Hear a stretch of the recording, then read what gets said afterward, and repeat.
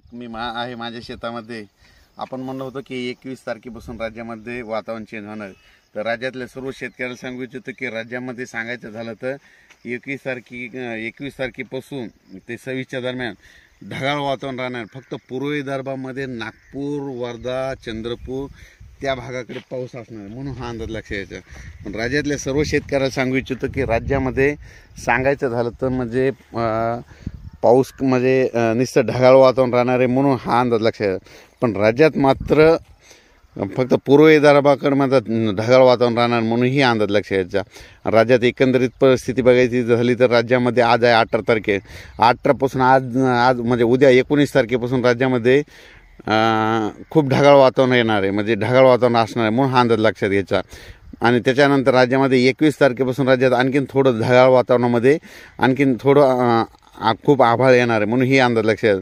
पण मात्र असा मोठा पाऊस काय येणार नाही. फक्त राज्यामध्ये सांगायचं झालं तर पूर्व विदर्भामध्ये नागपूर, चंद्रपूर, वर्धा, छत्तीसगड, तामिळनाडू, आंध्र प्रदेश तिकडल्या भागामध्ये पाऊस असणार आहे. आपल्या महाराष्ट्राकडे मध्ये पाऊस म्हणजे येणार नाही, कारण की राज्यामध्ये तीव्र थंडी असल्यामुळं की थंडीमुळं आपल्याकडे पाऊस येणार नाही म्हणून ही अंदाज लक्षात येतात. पण राज्यात मात्र फक्त तामिळनाडू, आंध्र प्रदेश, तेलंगणा, छत्तीसगड तिकडल्या भागाकडे पाऊस राहील, कारण की तिकडं थंडी कमी असल्यामुळं तिकडं पाऊस तिकडं जाणार आहे. आपल्याकडे मात्र थंडी जास्त असल्यामुळे आपल्या पाऊस मात्र येणार नाही म्हणून हा अंदाज लागतो. पण राज्यात मात्र 21 ते 26च्या दरम्यान ढगाळ वातावरण राहणार आहे आणि थंडी थोडी कमी होणार आहे म्हणून हा अंदाज लक्षात द्यायचा. अचानक वातावरणात बदल झाले तर लगेच एक मेसेज दिला जाईल.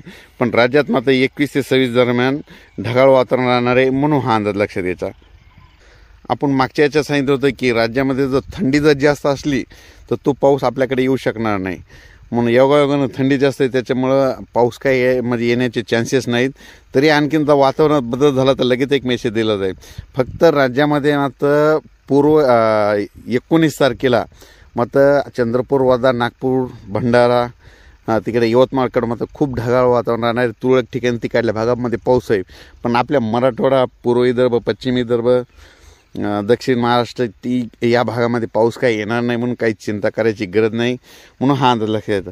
पण राज्यातल्या सर्व शेतकऱ्याला सांगू इच्छितो राज्यात फक्त 21 ते 26 दरम्यान आपल्या महाराष्ट्रामध्ये ढगाळ वातावरण राहणार आहे. पावसाची काही शक्यता नाही हा अंदाज लक्षात येतो. अचानक वातावरण बदल झाला तर लगेच एक मेसेज दिला जाईल. धन्यवाद.